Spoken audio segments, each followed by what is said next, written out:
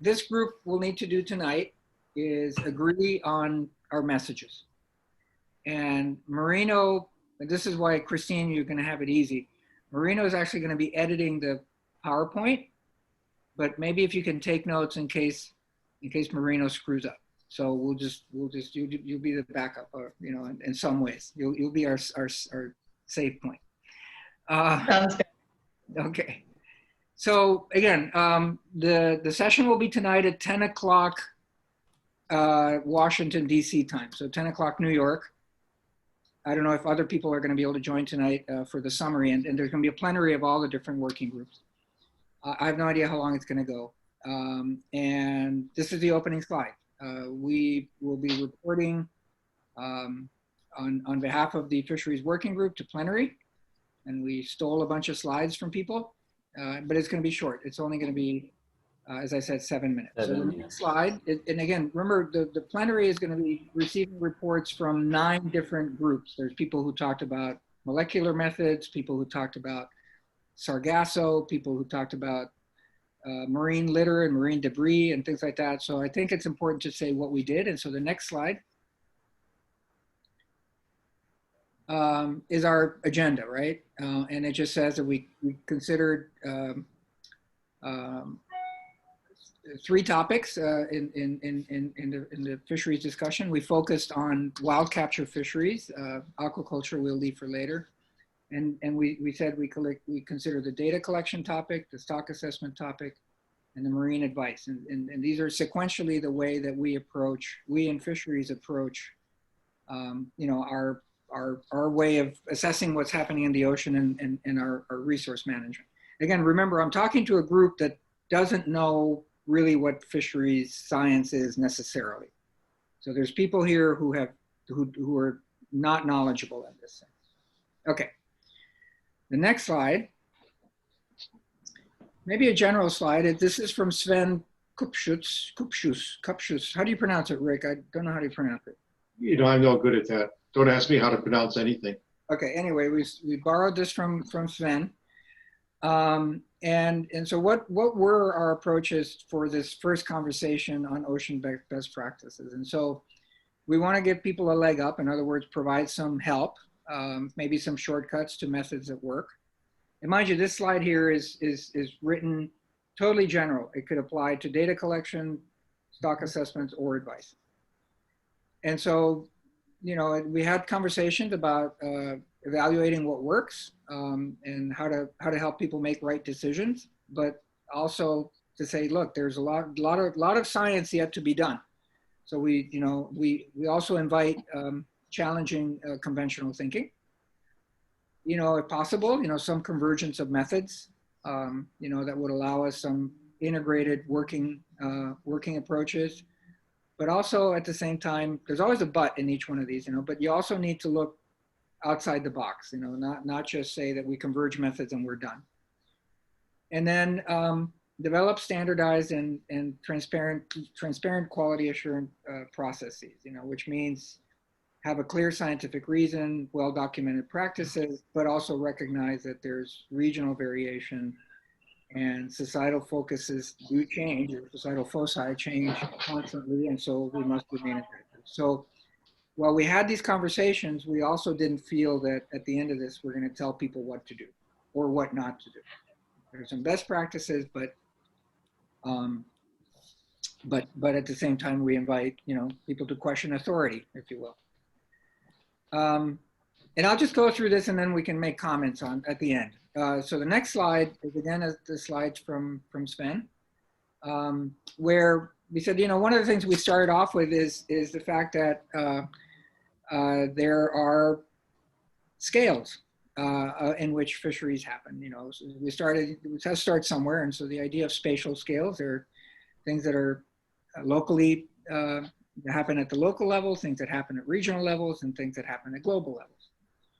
And so the idea is that, you know, locally we might have some advanced approaches on what we do, you know, and that addresses those questions at that scale. Regionally, it might be, you know, we're making specific progress of considering broader areas, entire shelves, or you know, I'm not sure if we can say basin scale yet, but, you know, we are getting a little bit bigger in terms of, you know, broader ecosystem. We begin to think about ecosystem approaches and such at the regional level. And then globally, it's, you know, the sense that we talked about is that we're at the beginning, you know, how to, you know, think about fisheries at a global level is still something that is in development. But we also think that there's ways of getting there, and the ways of getting there are perhaps some of the things that may emerge out of a best practice, which is how do you merge, you know, the different approaches that go from local to regional to global to answer perhaps what might be global questions. So again, fisheries are scale dependent. The next slide is some ideas that came out of the data collection discussion. You know, it again builds on this idea that we know that we have different scales, we have different approaches. And, you know, if we work towards stitching between different measurements, or, you know, stitching by using models, et cetera, we can work towards a more integrated picture. We can also work on stitching together across regions, you know, say the West Coast of the United States and Alaska, or, you know, parts of, you know, say the North Sea with the Baltic or something. So there's ways of doing that. We talked about the importance of metadata and how important that is for furthering, you know, and the importance of furthering metadata standards and templates. And that ensures, again, it's consistent with the interoperability and bringing things together. We also recognize that there's, we're generating a wealth of data, very large amounts of data. And we do realize that there's a challenge in terms of how do we deal with it. And in each one of these, we also identified that there are links with other working groups. In methods, you know, there's omics working groups, unmanned systems, et cetera, that we could link with. And in large data, we can think about working with a satellite community that has faced our challenges that are ahead of us in some ways. How do you deal with these large data sets in a way that's manageable, accessible, and so on? In other words, following the FAIR principles.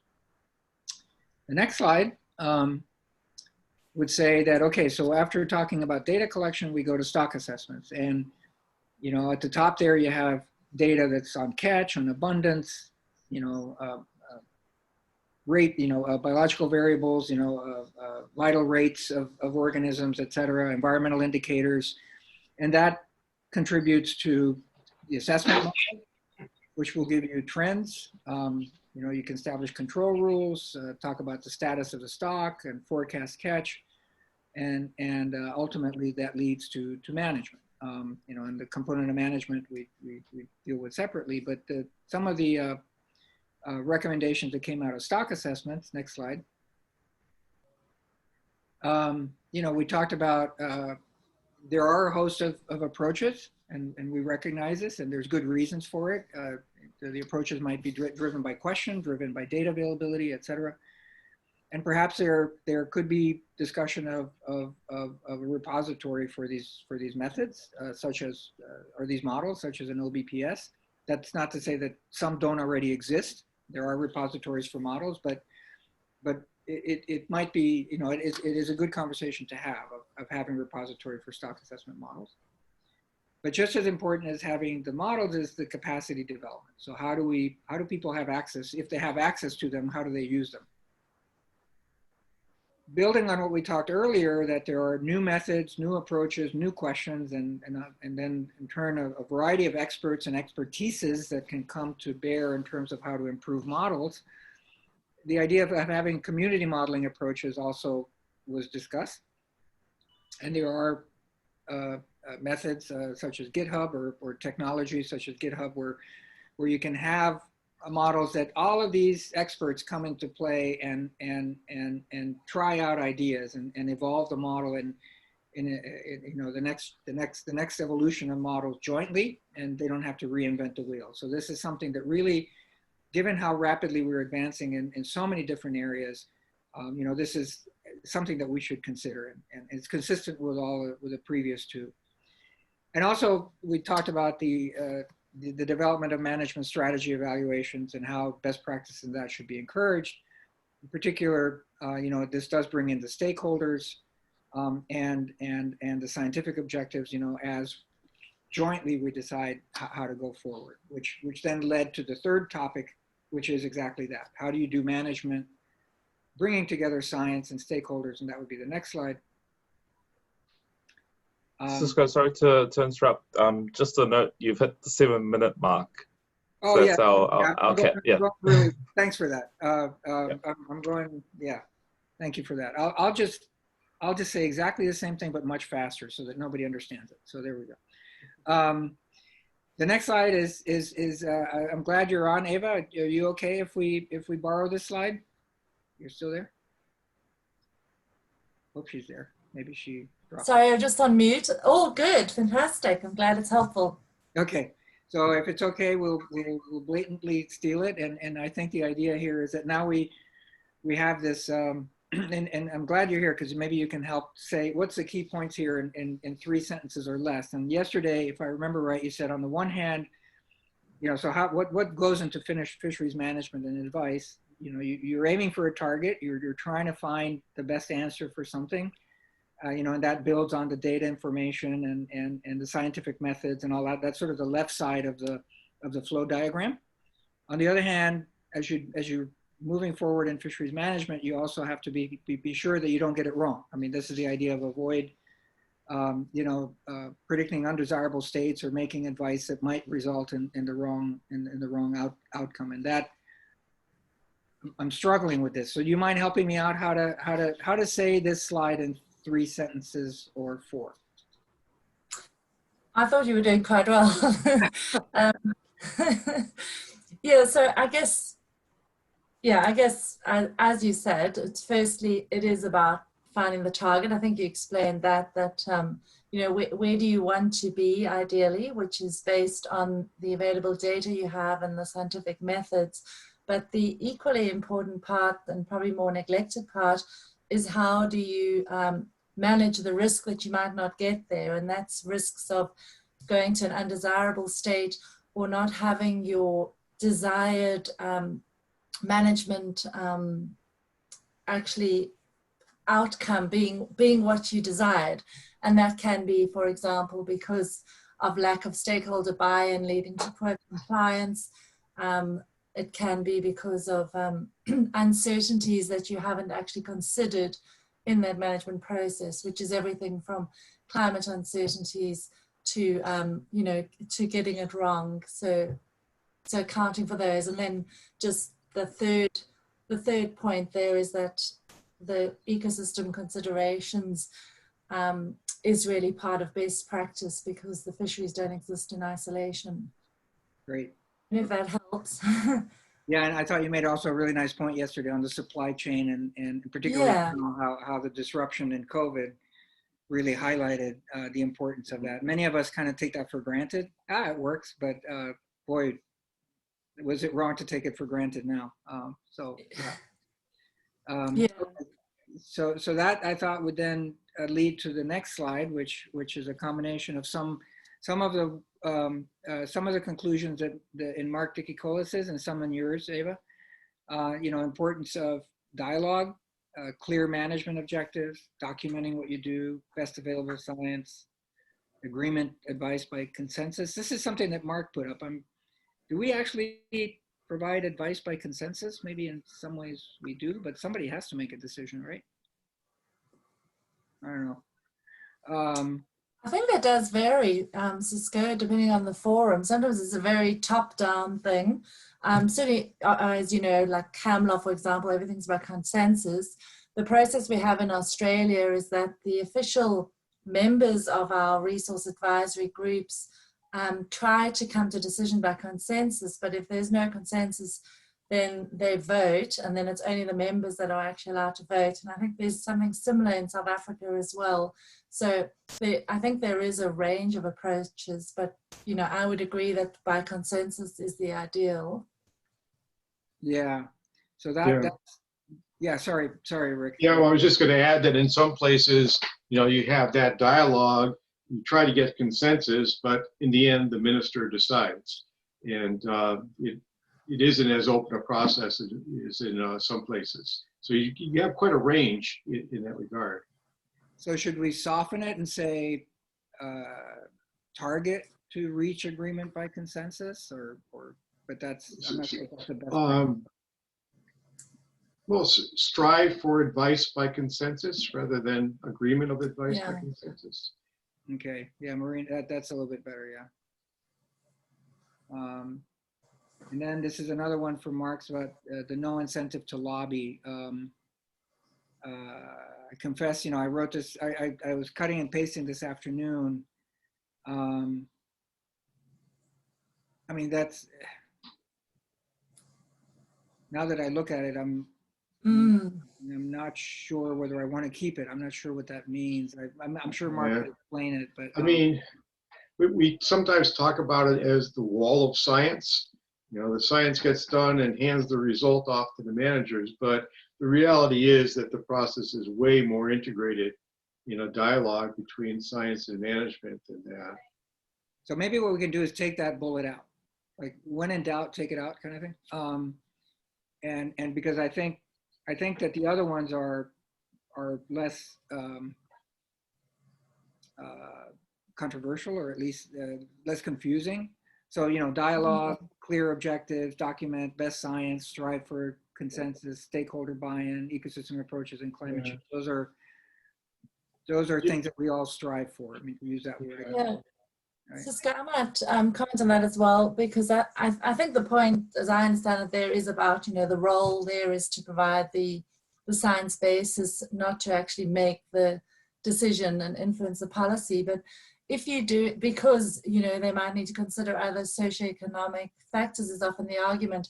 But if we're doing best practice and we're actually integrating socioeconomic considerations, then it is actually integrated into the science. So that's the way I see that, as if we were doing the best possible science, then this wouldn't necessarily even be an issue. So I agree to delete it. Okay, all right. It makes it easy. Plus, it's a lot of words already, and I think that. Yeah. Okay, so we'll delete that one. And then the next slide is one that I did not write. It's one that came from Peter. As I said, this is something we're working on jointly. So overview or summary. And again, high level statements. Maybe we already said them, so I'm asking the group here, let's just, fisheries is complex and diverse, artisanal to best, so on. But we have some common messages. Transparency. Maybe we can rewrite the third bullet a little bit. We can say novel technology or novel methods. You might want to add data to the second bullet. Method. Oh, very good. Yeah. So maybe data, comma, methods and models. Is that right? Starting. I think so. Yeah. So data, methods and models need to be accessible. And then maybe instead of satellite and other technologies, maybe put novel technologies or new technologies. I don't know. Yeah, I mean, I'm not quite certain the logic of this bullet we're editing right now. I mean, somebody needs to pay for novel technologies in data poor areas, I guess is what I'm thinking. Yeah. Some methods might be cheaper though, right? I mean, getting a glider might be cheaper than, cheaper, less expensive, and so, maybe some point. Actually if you don't mind putting the satellite, comma, unmanned system. So inside the parentheses, sorry. Yeah. The satellite is probably available globally kind of thing, right? Right. So was there discussion of close-kin genetics as another very promising sort of new technology? Yeah, that was what that omics is supposed to be. Oh, right. That's captured there. Great. Yeah. I'm not sure if omics is, we use it so much, it's become second nature here, but it's maybe not obvious. So why don't we use genetics? It might be more genetic methods, yeah, or something like that. Genetics. Yeah, okay, that's better. Yeah.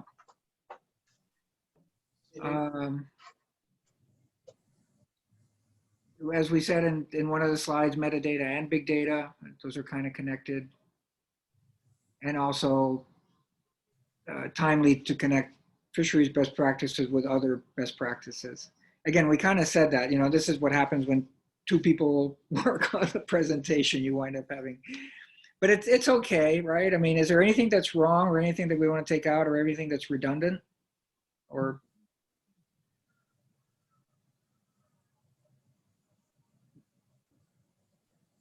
if you can think about it. Next slide. I'm trying to think across slides 9 and 10 and whether,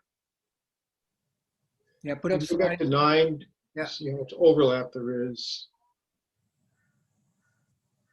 Yeah, I guess there's not that much. 10 is definitely an overview that's inclusive of 9. So that thing that you crossed out, why don't you just go ahead and delete it, Marina, if you don't mind, please. Just delete that one. On 9. Yeah, exactly. All right. And then 10 is the one we just went through. I'm sorry, Cisco, do you think people will know what you mean by need to deal with metadata as well as big data? Okay, It sounds like, good yeah. point. So big data should be capital B, capital D. So no, don't delete it, but big data. So Right.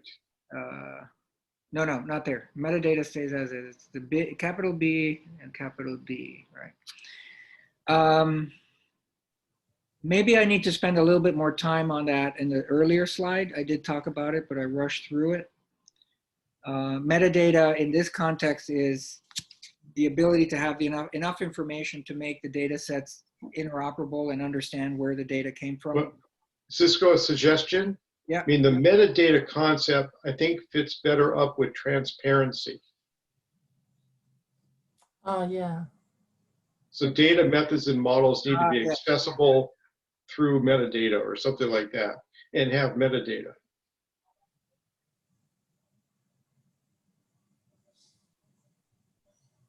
And you might even merge big data into novel technologies. Yeah, and fewer bullets that way. Okay. So, yeah, exactly. Big data right there. Okay. Yeah, that's better.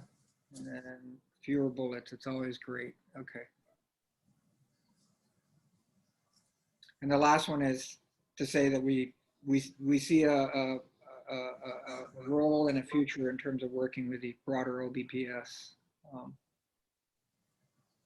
Okay. And then the next slide.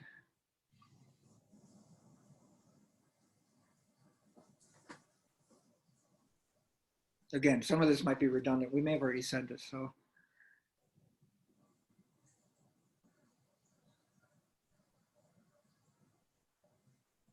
Bullet 2, we kind of said, that was almost like the last slide, right, of the previous one. I don't know, don't delete anything yet, but it's sort of.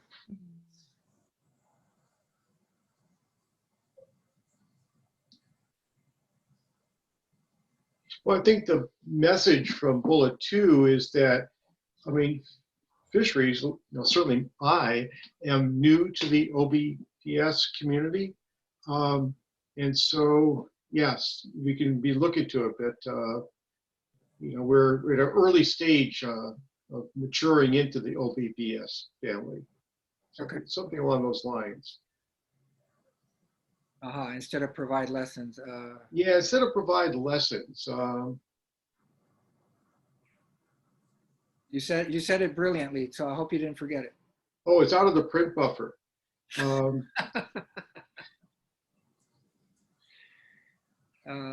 Look to other areas in OBPS. Something about maturity. I like the word.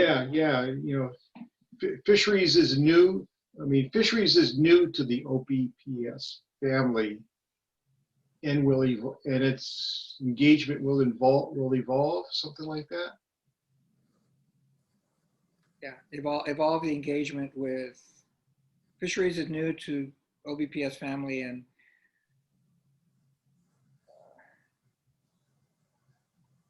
maybe may become more integrated. I presume that's true, and it's not just that this is the first year I've involved. Yeah, no, it is. You know, Jay kept saying how happy he is that he finally was able to bring us in. Okay.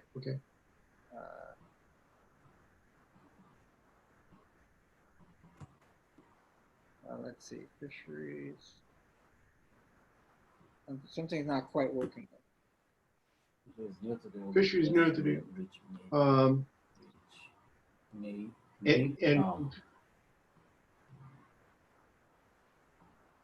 and we'll learn to adapt, or we'll, nah, that's negative.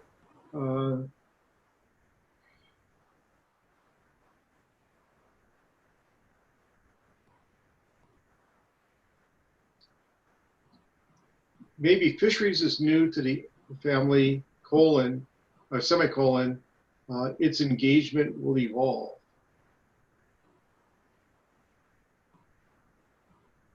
Or work to involve in its engagement. I mean, it's a little bit more active voice, right, as opposed to passive. Sure. Work to evolve its engagement.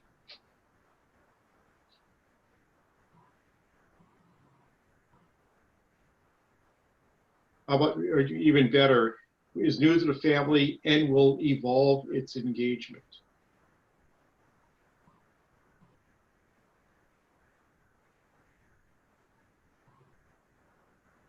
Right. Okay. That's more I'm happy. active. Who will evolve it? Marina will evolve it. Fernando will evolve it. Yes.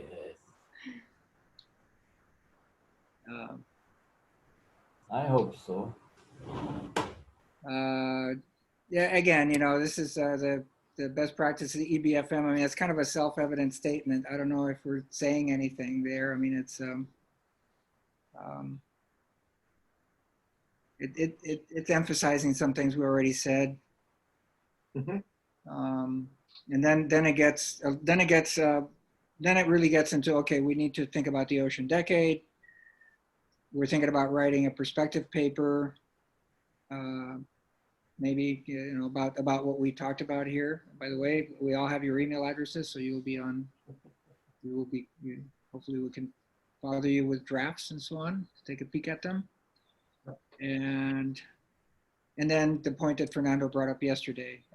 We're closing with, it's very important to maybe the next workshop to take on the topic of aquaculture.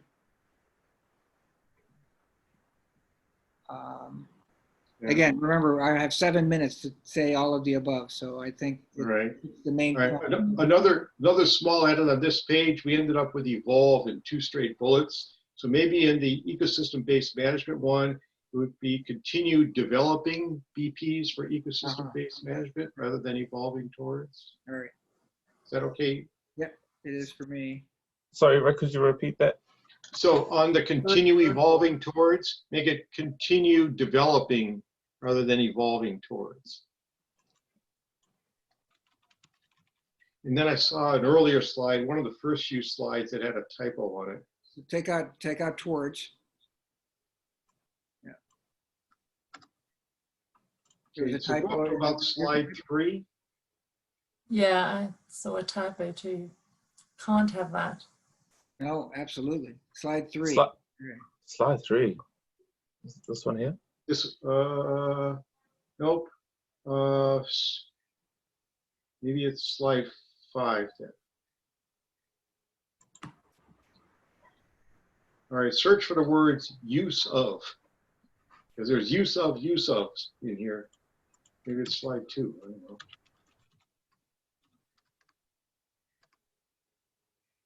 Ah, there you go. All right. The double use of, okay. So am I removing this use of? Yeah, because it's repeated Yeah. twice. Department of Redundancy Department. Okay. Okay. So you've already shortened it for you. And then the last slide is just a thanks to everybody. If you want to go to the very last one. Cisco, just Yeah. back with the overview, point 1. Oh, sorry, this one, where next? We talk about the fisheries community uploading information to the best practices repository, but what about downloading? How are we actually utilizing it? For me, that's still quite unclear. And we talked about it earlier. We develop all these best practices. We have this great resource, this huge repository, but how does it actually filter down to the ground level? How is it being utilized? That's something that I don't quite understand, and it's a bit unclear for me. Yeah, well, I mean, I think it's going to take some time to communicate in both directions between, you know, our fisheries community and this community. Yes, you know, we don't have all of the fish best practices sitting in one place, and we just need to bulk upload it. Right? So there's a lot of dialogue that needs to happen in a lot of different places in order to figure out these connections. That's why it's going to evolve. So maybe that's where the second bullet comes in, because the first one, like you're saying, Marino, is talking about fisheries contributing to uploading fisheries best practices. The second one is maybe indicative of fisheries downloading, or, you know, Right. Yeah. involving its engagement. That should be two-way, but maybe that doesn't come across. Maybe the upload fishery BPs shouldn't be in the first bullet. Maybe the second bullet could be fisheries is new to the family and will evolve its engagement as it begins to upload fishery BPs.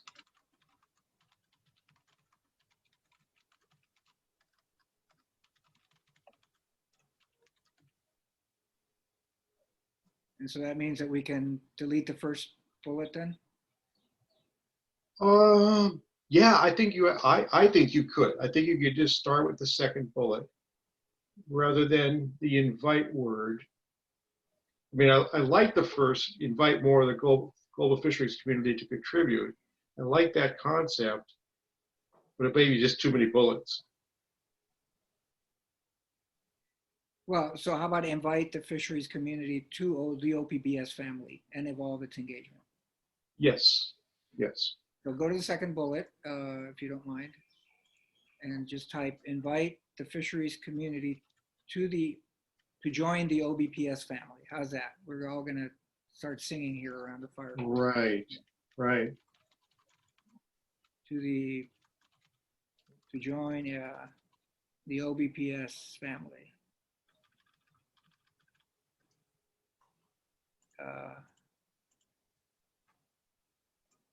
Evolve its engagement and evolve its engagement.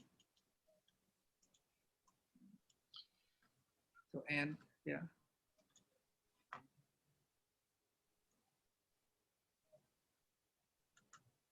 It's still one way. I mean, it doesn't say how we also benefit from the resources and the repository that exists there.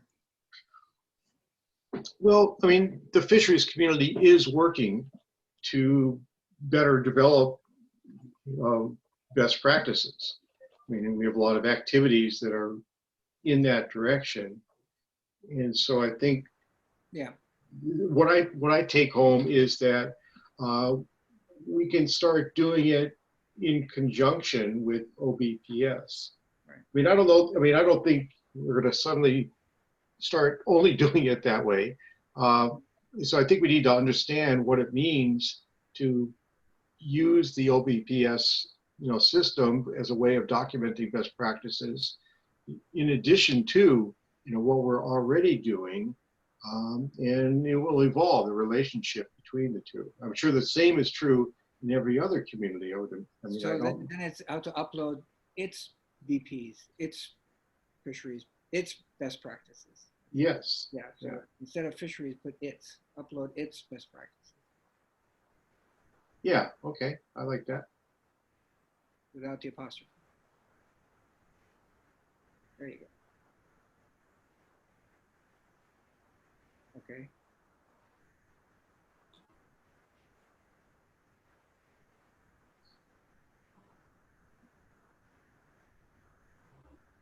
All right.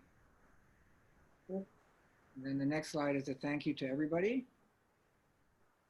Speakers, colleagues and rapporteurs, all the participants, and the steering committee. I have no idea. I can't find for the life of me who the steering committee is. So I don't know who they are. Put the top three there. Do you want to make this Lightroom mode, or just show all the pictures, all the slides in one, however you call that? Just want to go one last. Make it so they appeal like a tile. The slides appear as tiles. Ah, right. Okay. Is that custom slideshow? No, go back to where you were. Yeah. It's down at the bottom actually. Bottom. Keep going down, down, down. One more. Keep going. That one. Yeah. There you go. Make it a little bit bigger. You see? Yeah. Okay.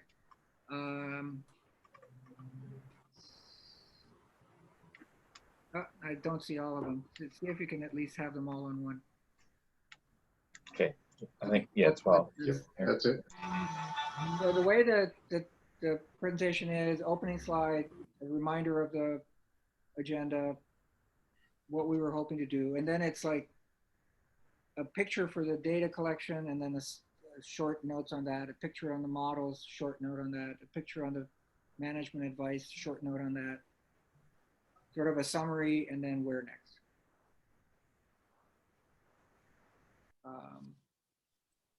So that's the structure of it. And if I can go through real quick, and the first one and the second one, that's now down to, what's that, 12, 10 slides. And the last one is a thank you, that's 9 slides. So I really have 9 slides for about 6 minutes. It's gonna be tight. What do you think? Save it before you do anything. Should we toss something and make it shorter so that we can spend? Well, you could merge slides 1 and 2 in some way. That's kind of hard. Yeah. 1 is quick. 2 should be, these are the topics. The slide that I'm not feeling contributes a lot to our message is the where are we with BP and fisheries? Does it say enough about where we're at? Yeah, I would think the same thing about that one. I mean, it shows a book that is a best practice book, but I have no idea what it tells me about the degree to which we have repositories of stuff or metadata about So methods. maybe we change the title, because the point of that was, to me, scales, right? That there are different scales that we needed to consider. So do you mind bringing that one up again, Marino? That's slide number 4, please. Yeah. We change the title of it and just say fisheries is scale dependent or something like that. I'm just. Maybe you can reduce the words and just make it a very simple, quick message from that slide.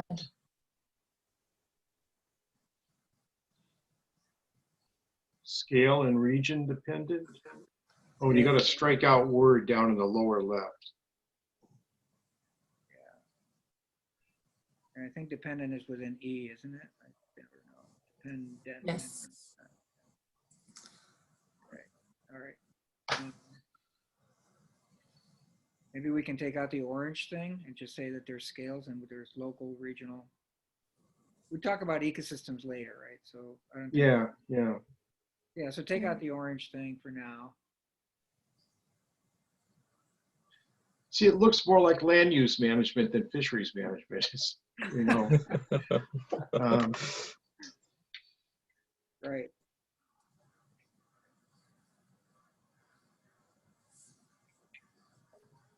I think, well, I mean, I think if you focus on what you were saying, Cisco, about it's scale and region dependent, and maybe sort of focus in on the book as methods have varying degrees of best practice documentation.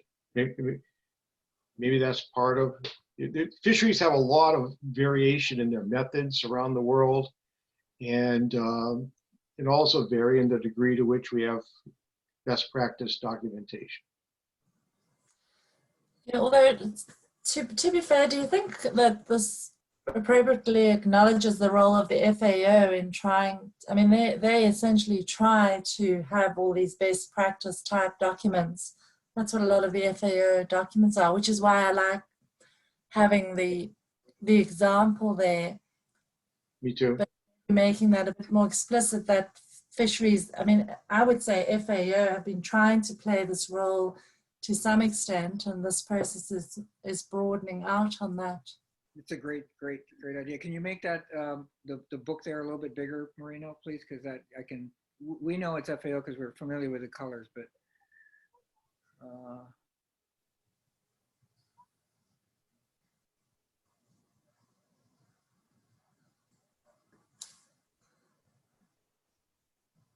yeah, okay, yeah, it's a good way to say it. Yeah. Okay. Actually, we have a couple of other folks online. Do you guys want to any thoughts? Either Mackenzie or Matt or Fernando. You've had you've made some really good points here. Anybody else?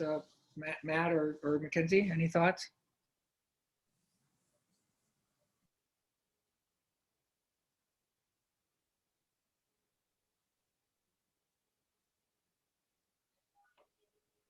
Okay, Mackenzie's good. All right, you're good with it. Matt?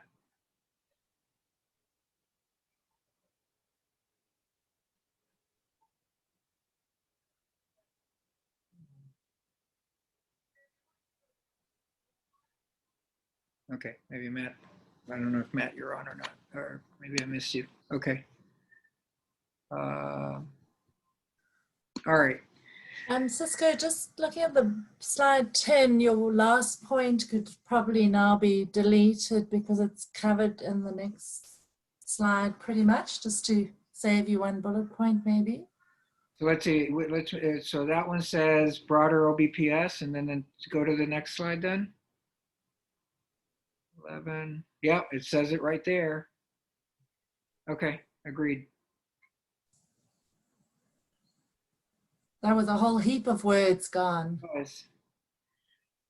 Could you move the others down to maybe center the words a little bit more? Yeah, just there you go. More. Okay, all right. Is that too few now? Is that too few? Or did we cut too much off? Or do we move something from the other slide into the? It's sorry about this. I'm looking for some symmetry here. So go back to the overview one again. I forget what it says. Well, maybe you could move the continued developing BPs for ecosystem-based fishery management onto the overview. That one might move. Because that's... Yeah. Yeah. Okay. Because that's part of, yeah, I agree. Okay. Move that into... Now we have symmetry.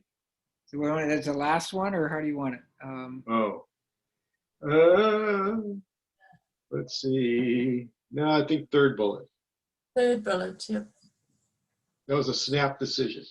There we go. All right. Okay, so we got 4 there and 4 in the next one. Got to center it again, Marina. All right. So this one is join the OBPS family, decadal, and then it goes writing a paper and next topics. Is that the right order? Doesn't matter, does it? Yeah. I mean, the first bullet is like, we better go talk to FAO pretty soon, right? I mean, I think there's a lot of communities that we need to communicate with. So we need to talk, more with the ICES community, more with FAO as a start. Yeah. And we can maybe capture some of these recommendations in the Frontiers paper, And we also would like to, I think, make a recommendation about aquaculture being the topic that should be on the next workshop. All right. Yep. You might have seen on Twitter that people are always sensitive to how well the Southern Hemisphere or other nations are represented. So that, you know, that is a point we're making there about we want to engage with the global community. But, you know, I guess if we word that more, we really do want representative engagement in this process so that we're covering the full range of fisheries with nations with different capabilities, not just setting very high level best practices. I know we talked about that, but just reminding folks that sometimes these things become a bit IC centric or Yes. US centric, and there is some sensitivity to that. Yeah. Yeah, fair enough. Yep.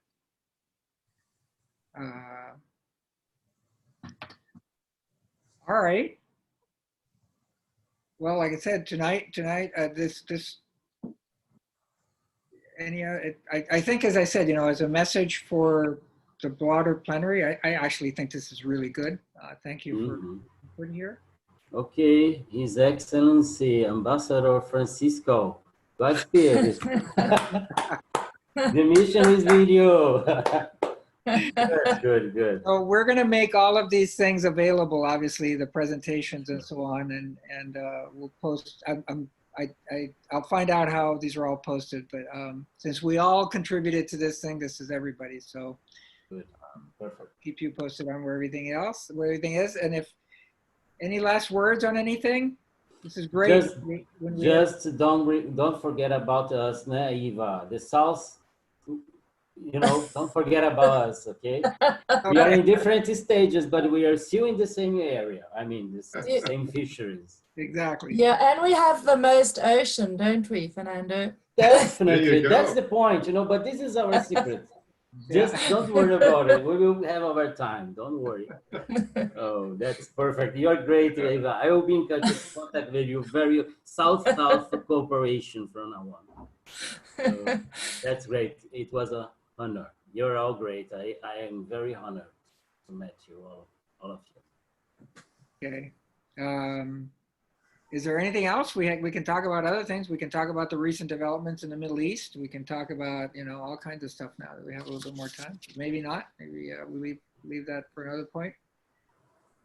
I have one question. I was hoping you were going to ask something. I knew you were going to say something. I'm glad you did. Well, I wasn't here yesterday, so you might have discussed about this yesterday, but I'm kind of curious about what specific steps this group might take relating to the UN Ocean Decade. Yeah, we asked that question of Jay because Jay happened to join us yesterday, and I'm going to ask for help here because what he said was that there are, what did he say? There are programs or projects that one can apply to. Does anybody remember what he said? I think he said that there are concrete things that will be made available that you could try to get involved in. Does somebody remember better than that or not? And we didn't get the notes from our rapporteur, so, but he did say that there's some specific ways to connect, Mackenzie. I just don't remember. Maybe if I can find the notes. This has been, you know, the planning for the Ocean Decade, as you know, has been going on now probably for like 2 years or so, and I think it's been hard to kind of, you know, really sink your teeth into it. Because it's, on the one hand, yes, we want all these sustainable goals and sustainable development goals and all of that.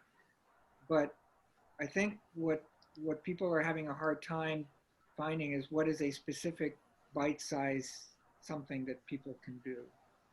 One idea that's come up is mapping the ocean bottom, right? That's that Seabed 2030 project, right? And that can we get all the nations participating in mapping the ocean bottom, right? And that's not just the depth, but, you know, obviously, you know, substrates and things like that. I think it goes beyond that. That's one example that's brought up, but maybe others have other examples that you've heard of. Eva, has anything come up on your end in terms of bite-sized things that can be done in the Ocean Decade? I haven't really been too involved in those discussions, Cisco. I'm sure they are, but you know, my feeling is also people are grappling a little bit about what exactly, you know, they're going to do. So I don't have any clear ideas on that. Yeah. It's a little bit, sometimes these big programs, the hardest thing is to find what's that question that you can ask that brings everybody together, right? It's, you know, Jay Goff's had a simple question: where does the carbon go, right? Okay, well, that's, we can all figure out, we can all wrap around the head around where does the carbon go. But this being so, you know, a healthy ocean, a transparent ocean, a productive ocean, you know, there's these things that are very, I think, aspirational at some level, but how do you translate from aspirational to, okay, so what do I do? And I think, oh, now this comes to mind. So on the transparency side, the data issue is one of the things that the OBPS feels that they can contribute to. So through the repository, you can be transparent, and that would address that part of the decade, right? I mean, transparency in terms of data availability and data accessibility, the FAIR principle. He also mentioned a healthy ocean, right? And so that also said, you know, maybe a healthy and productive ocean, and that might be ecosystem considerations, and that might be what are the best practices in the area of ecosystem-based management, so that we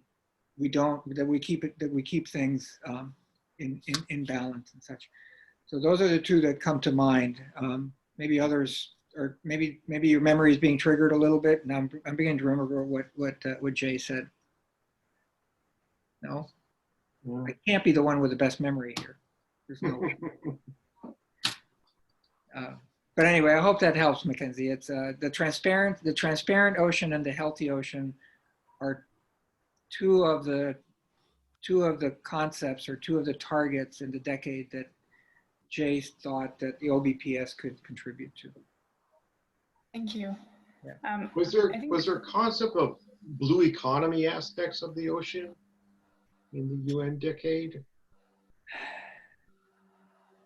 I don't remember. I need to bone up on what they're advocating for here. Yeah.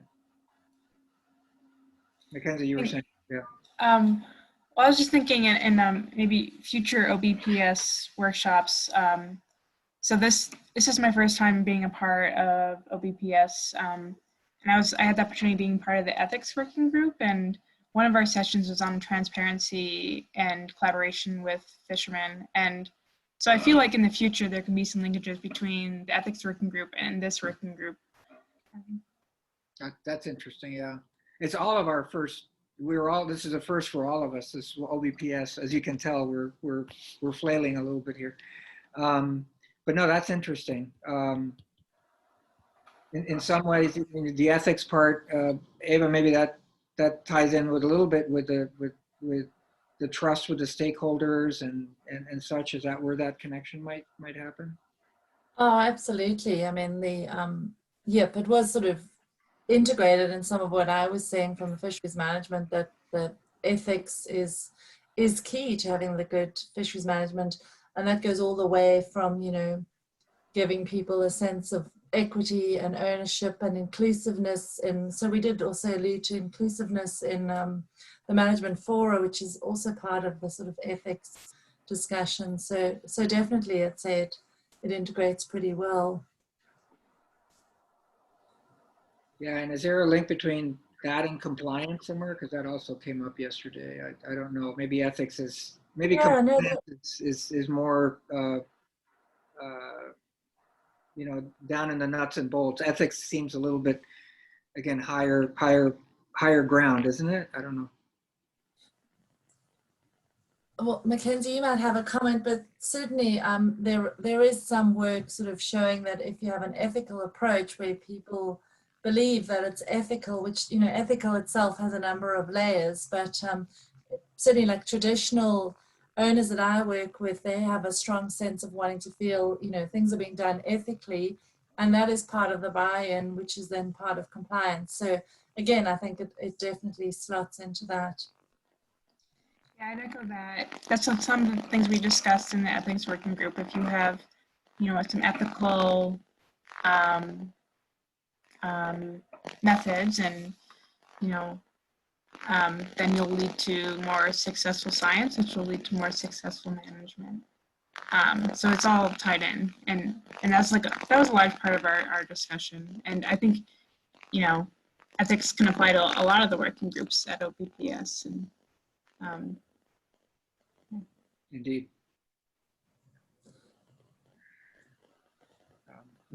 Cisco, can I ask a higher level question, just now that we've sort of stepped back and said what does all this mean, the ocean best practices and so forth, because I'm also new to the whole framework, and it's interesting now thinking about the list you had and wondering if that's probably not what some people would be expecting. I mean, do you think that there'd be an expectation that what this group is going to be saying is fishing should be reduced, or that best practices should be, we should grow the productivity of the ocean, or we haven't actually captured those dimensions. So I think there's a lot more around that to discuss, or whether we should have been making statements about in terms of the UN decade of fisheries we want to get, whatever percentage of fisheries to be not overexploited. It would be nice to sort of think about these sort of bigger aims for fisheries, and some of the debates about, should you be fishing, should you not be fishing, should we be growing productivity, what's the balance with aquaculture? I guess that's part of what is captured in that point about we need to evolve our engagement with this best practice community. Mm-hmm. But it's sort of interesting, I feel like we did dig a bit into the details, and perhaps we haven't really been bold enough to think, well, are there some bigger goals that the fisheries community could agree on? But I also need to look at what some of those aims are in that UN decade, for example. Yeah. I mean, I was just on the side reading some stuff about the UN decade as well as on OBP here. And the best practices site doesn't really lead itself to the management goals. I mean, it really seems to be focused on, how do we do the science? And so to even have included, best practices for management seemed, at the edge of what they normally would have been considering. I would add some comments. Don't beat yourself so much. As someone said, FAO is dealing with that for a long time, and up to now, not even the statistics are reliable. So, I mean, of course, we have to have the goals and ambitions, but this is so complex. We have to deal with different member states and politics and fishermen, cultures, and lack of economic resources. It's a bunch of things, not to mention the biography or the knowledge itself. I know it's easier to send some satellites through SpaceX to the Earth, to Mars, than to explore our own ocean. So don't beat yourself so much. I think what we are doing here is incredible. I believe so. From my point of view, it's awesome. I agree that, and one thing that comes to mind in talking with some of the OBPS folks, again, like all of us here, it's my first time, is there is a little bit of a naivete, if you will. I don't mean it in a bad way, but it's like we've heard so many times the questions of, we have a lot of data and you don't share it. It all seems to come down to like, you have a lot of data and you don't share it. And there's a missing understanding of the complexity of what it means to make a decision, to work in communities, et cetera. And they, there's a sense of the OBPS community. It's like, well, I share my salinity data. How come you don't share this? And I share this. And if we're trying, and I think it's maybe a moment where we can both learn from each other, right? And I think that there is you know, I think that the OBPS folks in general, the other communities might be a lot more academic. And Fernando, you used that word yesterday in terms of academic versus government, societal, et cetera. I might be wrong, Mackenzie, you were in a different group, but I don't know if we're bridging that gap between the academic part of OBPS, which is easy, just give me all your data, and over here where we have to deal with a little bit of a harder problem for reasons that we all know. Right. I mean, I think we deal with that problem even within our US data systems, that, you know, the physical data collection systems are a lot easier to think of as flat files, that, you know, there's a bunch of measurements you make from this location, and it's pretty straightforward to think about what that data represent. But the biological data is much more complex. I mean, you know, you go out and you collect some fish, and you collect from some of those fish, you collect some biological observations, and, you know, maybe you do fecundity measurements, maybe you do age data, maybe you do stomach contents. And so the complexity of the database that represents fisheries data is really rather different than oceanographic data, as I simplify it. And I think that influences the degree to which it's easily shareable. Yeah.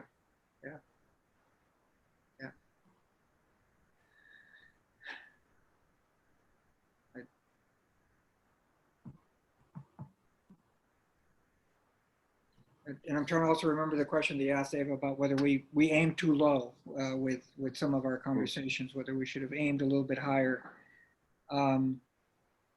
Maybe we should have. I can't separate the ocean decade from what we're talking about here. And I think I asked the question. I'm not sure if it was yesterday, Ava, or maybe it was when Rick presented about, you know, how do we, you know, I really would like the larger part of the world, the part of the world that depends on fish, you know, for subsistence and as their main protein source and so on, to gain from this. You know, and that's what I don't know. How do we, can this provide a way for some of those communities to advance or to take advantage of things that we've done? I don't know how to do that. I don't know if it's sometimes it's even hard for some parts of the world to download a PDF of a paper, you know, and it's like, oh, well, here's this repository and here's all the data and here's all this methods. Is that naive on our part? Now I'm gonna say, are we being naive that we create a repository and you know, build it and it will happen? I don't know how realistic that is. You know, again, I think our part of our evolving is going to be starting a conversation within our community of, you know, where is ICES does a lot of stuff. FAO does a lot of stuff. You know, Australia, NOAA, we all have systems.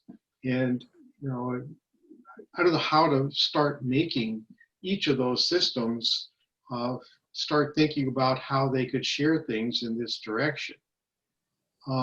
So it's almost like we need to find a way to upload metadata about the fisheries data systems. I think the first step of this whole evolution is going to be more about how we bring information about fisheries data to more of the oceanographic community, because certainly this whole effort is centered more in the oceanographic community. And so I think that's the communication that happens first, is getting that community and the fisheries community more mutually aware of how they approach the data issues. Yeah, and just to add a little bit on that, you know, and again, I've heard this in several of the questions that have emerged from folks who are more in the OBPS community is, again, the question, the way it's posed is like, here we are, this big community that's trying to understand what the health of the ecosystem is, and here you guys are, you know, holding on to all this fisheries data, and if you could only give us that, we could tell more about the health of the ocean. And and somehow or another, there's still a little bit of an us versus them, and that the way that we handle our data, the lack of transparency or the perceived lack of transparency is an impediment to building a healthy ocean component. Getting back to the aspirational part that Eva said, that's also part of the aspirational part of the UN decade, right? Of the healthy ocean being one of the sustainable goals. So I feel there's a little bit of, I'll just say it, maybe a little bit of finger wagging towards the fisheries community, because they look at it and say, you have this gold mine of data and you're not sharing it with us. And that's probably not true, but there is that sentiment out there. Yeah. And Cisco, I think some of what's going on here is, the sort of need for better communication between these different disciplines. In some ways, there's a similar issue with the more sort of conservation sector in terms of how they sometimes see fisheries. And they're in a similar position where a lot of the work they do, it is more academic, or it's very focused on a couple of threatened species. And it's quite easy to say you need to close that fishery and, X or Y will be okay. And, our job sort of sitting in the middle is to look after people's livelihoods, which we also do by trying to keep a healthy ocean. And sometimes that perspective, like certainly in Australia, where there's quite a strong sort of conservation lobby in a way, fisheries get a really hard time. I mean, there's a lot of, there's overfishing when there isn't even in this country. It's sort of those messages are sort of rampant, and people will just go, oh, you just need to close that fishery, and there's not much sensitivity to people's livelihoods and things. And in some ways, I guess, these different sectors need to sort of understand the different roles, and the role that fisheries plays, fisheries scientists play is a different one, where we're trying to be impartial, trying to say, well, we need to meet food security needs, economic needs, and, maintain a healthy ecosystem. So perhaps by engaging with this broader community, that would be something really positive that could come out just through the dialogue, just getting a better understanding of that. Yeah, I agree. I think to have this conversation and maybe, reach those understandings and not talk past each other. I think, unfortunately, maybe initially we are talking past each other, but I think that you're right. Having this forum and these discussions can actually help those connections happen, because in the end, I think we do all are aiming for the same thing. So yeah, I agree. Maybe that's a point that we can try to make, or I can try to make tonight if there's questions.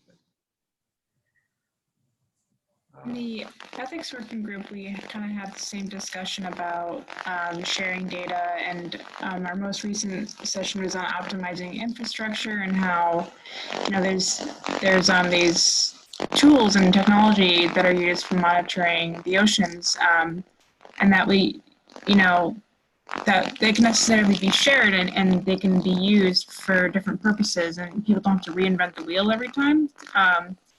And so we discussed about how, people can know about these different resources and technologies and tools. And there's a few different links that people put in, and it will be in our ethics report too, about different platforms where people can form collaborations. And OBPS is one of them, but there's also others that, are definitely of use. Like we heard about the Ocean Expert platform and some other things. And yeah, so I guess it could be a way to initiate some data sharing and collaborations. OBPS is definitely one of those resources, but there's others out there too. Cisco, I think you need to keep in mind that the fisheries community is not the fisheries community. It's very diverse, and it's not monolithic by any stretch. And so, it just means that evolution will be slow. I mean, it's going to take a while to get, more people on board with moving in this direction. And, this workshop is a good start, but there's a lot of work to be done before people will start to see what they might perceive as tangible progress. Just temper expectations is what I would caution.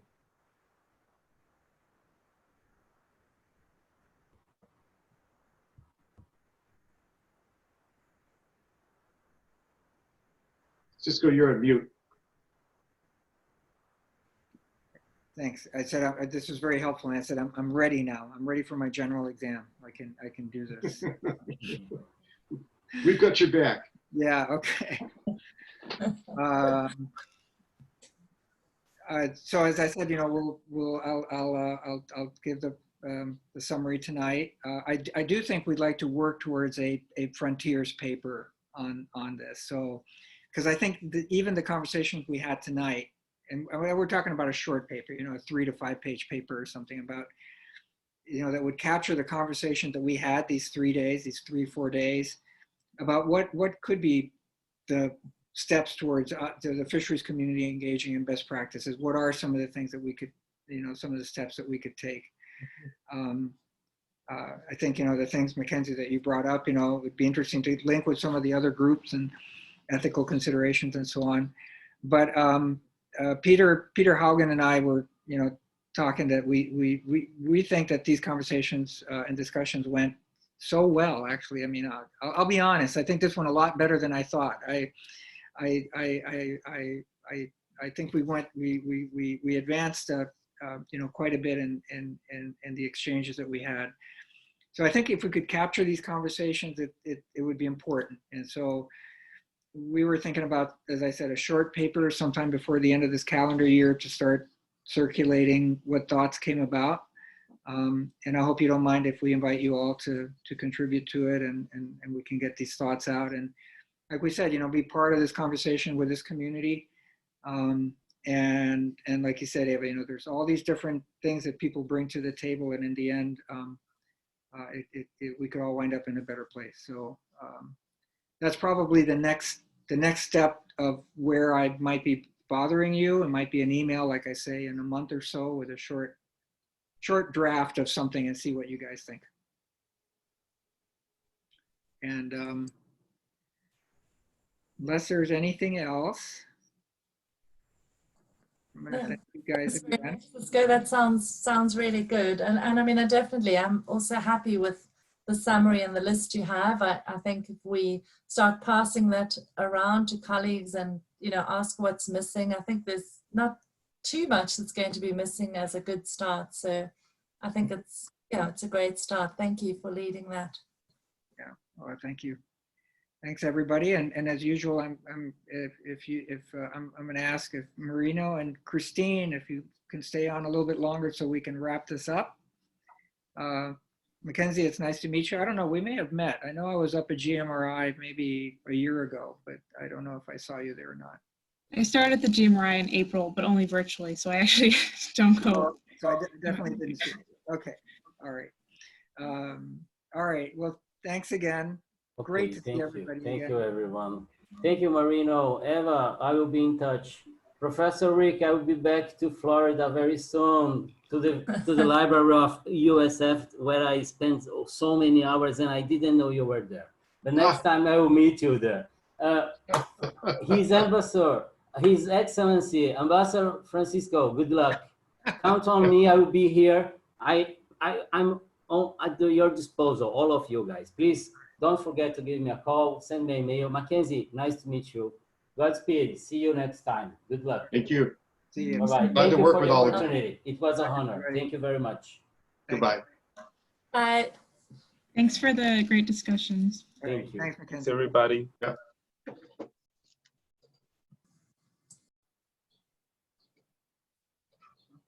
All right.